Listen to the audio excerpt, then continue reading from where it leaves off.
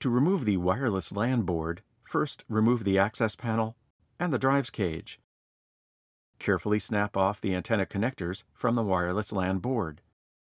Detach the Phillips No. 1 screw, securing the wireless LAN board in place. The board will pop up. Remove the board. The wireless LAN board has a notch offset from the center that aligns over a key in its motherboard socket. To replace the wireless LAN board, angle the board into its motherboard socket at a 30-degree angle and press down. Hold it down while replacing the screw.